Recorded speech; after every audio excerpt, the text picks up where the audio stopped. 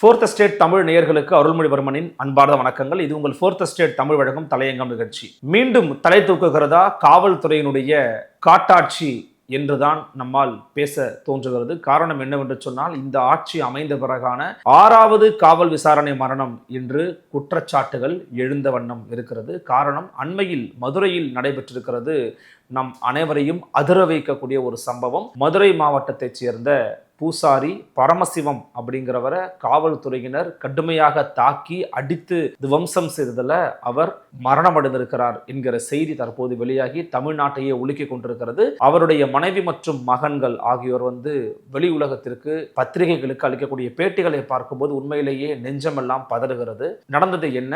வாருங்கள் இந்த தலையங்கம் நிகழ்ச்சியில் விரிவாக பார்க்கலாம். இது உங்கள் ஃபோர்த் எஸ்டேட் தமிழ் வழங்கும் தலையங்கம் நிகழ்ச்சி.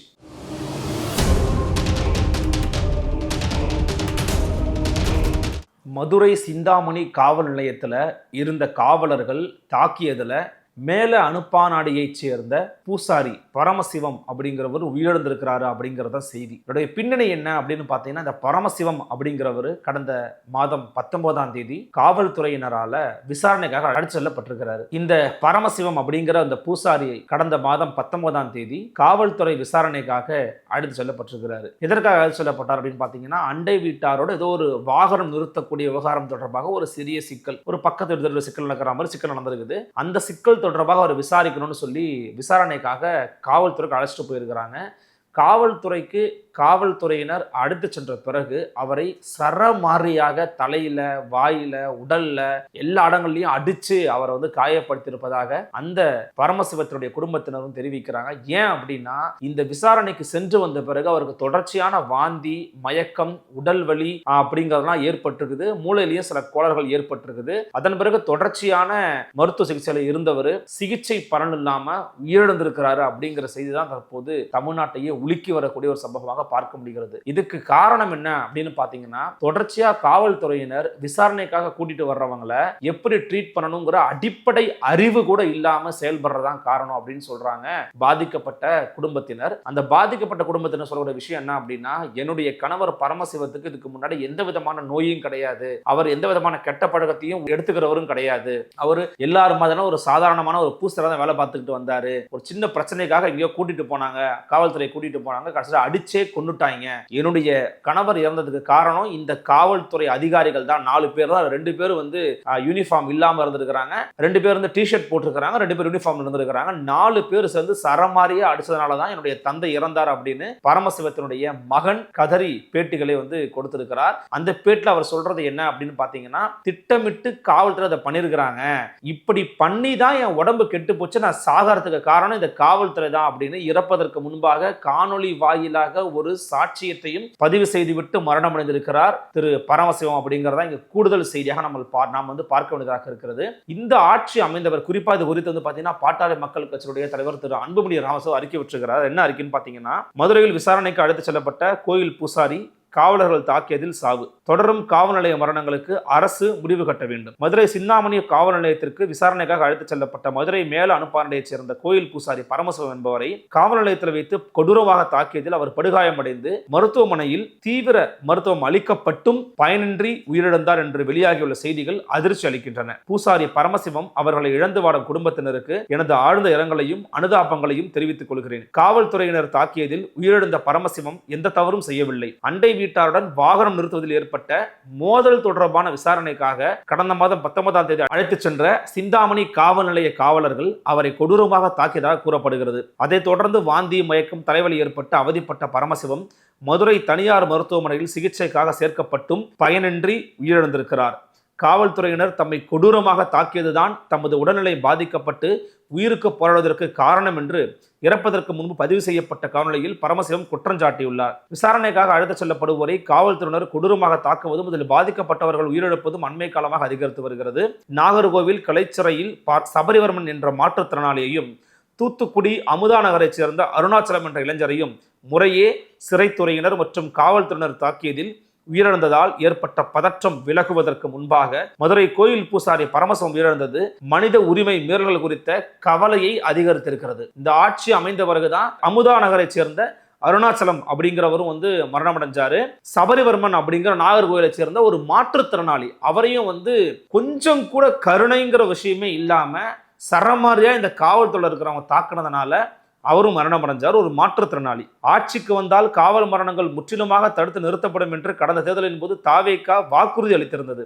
ஆனால் ஆட்சிக்கு வந்த பின் இதுவரை 6 காவல் மரணங்கள் நிகழ்ந்திருப்பதாக குற்றச்சாட்டுகள் எழுந்திருக்கிறது. இனிவரும் காலங்களில் காவல் மரணங்கள் நடப்பதை முற்றிலுமாக தடுக்க வேண்டும். காவலர்கள் தாக்கியதில் உயிரிழந்த பரமசிவம் குடும்பத்தினருக்கு ரூபாய் 50 லட்சம் இழப்பீடு வழங்க வேண்டும். இதற்கு காரணமான காவலர்கள் மீது சட்டப்படி நடவடிக்கை எடுக்க வேண்டும் ஆகியவற்றை வந்து முன்னிறுத்தி அறிக்கை வெளியிட்டிருக்கிறது பாட்டாளி மக்கள் கட்சியும் அதன் தலைவர் திரு அன்புமணி ராமதாஸ் அவர்களும். இந்த விஷயத்துல தாவேகா அரசு ஏன் இவ்வளவு சுணக்கமாக இருக்கிறாங்க அப்படிங்கிறது நமக்கு தெரியல. இப்ப கூட அண்மையில நடைபெற்ற சில விவகாரங்கள் நம்ம பார்த்துறோம் அப்படின்னா, போராட்டம் பண்ணிக்கிட்டு இருந்தா அங்க இருக்கக்கூடிய சில பசங்களை நாங்க அப்புறப்படுத்துறோம் அப்படிங்கிற பேர்ல அவங்களுடைய கழுத்துக்களை நெரித்தபடியே நாங்க குறைந்த பலப்பிரயோகத்தை காமிச்சவங்க அப்படின்ற மாதிரி காவல்துறை தரப்புல வந்து விளக்கங்கள்லாம் கொடுத்தாங்க. அப்ப காவல்துறையினாலே தாக்குவதற்கு, அடிப்பதற்கு, மக்களை துன்புறுத்துவதற்கு தான் இந்த காவல்துறை இருக்கிறதா அப்படிங்கிற கேள்வியை நமக்கு எழுப்பதான் இருக்கிறது. ஒரே ஒரு காவல் விசாரணை மரணம் நிகழ்ந்தால் கூட அந்த ஆட்சி ஒரு அவலமான ஆட்சி, அதுக்கு காவல் விசாரணை மரணமே சாட்சி என்று சென்ற காலங்களில் முழக்கங்களை முன்வைத்த தாவேகா தோழர்கள் இதற்கு என்ன பதில் சொல்ல போறாங்க? காவல்துறைனா உங்களுக்கு என்ன பறந்துபட்ட அதிகாரத்தை கொடுத்துட்டாங்களா? காவல்துறையால் என்ன வேணா நீங்க பண்ணுவீங்களா? யாரை வேணா அடிப்பீங்க, என்ன வேணா செய்வீங்களா? அப்ப அந்த காவல்துறை தன்னுடைய எல்லைகளை தொடர்ச்சியாக மீறிய வண்ணம் இருக்குது. இது இந்த ஆட்சியும் இல்லை, போன ஆட்சியிலேயே இதே கொடுமைகளை, இதே மோசமான நிர்வாக முறைகளை காவல்துறையின் அதிகாரிகள் தங்களுடைய ஆக்டோபஸ் கரங்களை வைத்து பண்ணிக்கிட்டு இருந்தாங்க. தற்போது மீண்டும் பண்ண ஆரம்பிக்கிறாங்க. இதுல இன்ஸ்பெக்டரு, அப்புறம் வந்து அந்த இன்ஸ்பெக்டருக்கு தொடுப்பா இருக்கிற சில ஆட்கள், இவங்கெல்லாம் சேர்ந்துகிட்டு பண்ற அட்ராசிட்டியும் அட்டூழியமும் கொஞ்சம் நஞ்சம் இல்ல. போன ஆட்சியில இன்ஸ்பெக்டர் இருந்து ஐபிஎஸ் அதிகாரி வரைக்கும் ஒரு அதிகாரிகள் ஆட்சி தான். ஆட்சி மாறுமா காட்சி மாறுமோன்னு தெரியாது, அவங்க மாறவே மாட்டாங்க, அப்படிதான் இருப்பாங்க. அப்ப இந்த ஆட்சி தொடர்கிறது என்று சொன்னால், இந்த ஆட்சியில் இருக்கக்கூடிய முதலமைச்சர் அவர்களிடம்தான் காவல்துறை இருக்கிறது. முதலமைச்சர் கிட்ட தான் லா அண்ட் ஆர்டர் இருக்குது. இப்ப முதலமைச்சருடைய கட்டுப்பாட்டில் இருக்கக்கூடிய காவல்துறை அதிகாரிகள் காவல் விசாரணை மரணங்களை தொடர்ச்சியாக ஏற்படுத்தி வருகிறார் என்று சொன்னால், அவர்களுக்கு முதலமைச்சர் மேல பயம் இல்லையா, முதலமைச்சர் மேல அச்சம் இல்லையா என்கிற கேள்வியை நாம் இங்கு எழுப்பாமல் கடந்து போக முடியாது. எப்படி எழுப்பாமல் கடந்து போக முடியும்? தொடர்ச்சியாக 6வது காவல் விசாரணை மரணம் என்ற குற்றச்சாட்டு எழுந்திருக்கிறது என்று சொன்னால், இதை அரசு ஏன் கவனம் எடுத்து செயல்படுத்தல? அல்லது பரமசிவ மரணத்துக்கு ஒரு அறிக்கை, போன ஆட்சியில முதலமைச்சராக இருந்த மு.க. ஸ்டாலின் அஜித் குமார் என்ற ஒரு கோயில் நிலைய காவலாளியை படுகொலை செய்த அந்த காவல்துறை அதிகாரிகளை நடவடிக்கை எடுக்கிறோம் அப்படிங்கிற நடவடிக்கை எடுத்தாங்க. அந்த குடும்பத்தினருக்கு தொடர்பு கொண்டு தொலைபேசியில பேசி ஆறுதல் சொன்னாங்கல்ல, நீங்க ஒரு ஆறுதல் சொல்லுங்க. அல்லது முதலமைச்சர் விஜய் அவருடைய வாயிலிருந்து ஒரு அறிக்கையை வெளியிட்டுமே, அல்லது ஒரு காணொலி வெளியிட்டுமே. அப்ப காவல்துறைக்கு கட்டற்ற சுதந்திரத்தை இந்த அரசாங்கம் கொடுக்கிறதா? காவல்துறை திட்டமிட்டு யாரை வேணா அடிக்கலாம், கொல்லலாம், என்ன வேணா பண்ணலாம் அப்படின்னா காவல்துறைக்கு இங்க கடிவாளமே போட மாட்டார் முதலமைச்சர் அவர்கள். ஏற்கனவே நாகர்கோயில்ல சபரிவர்மன்ங்கிற ஒரு மாற்றுத்திறனாளி அடிச்சு கொண்டாங்க. அப்புறம் திருவண்ணாமலையில ஒருத்தரை வந்து அதே மாதிரிதான் கொண்டாங்கன்ற குற்றச்சாட்டு.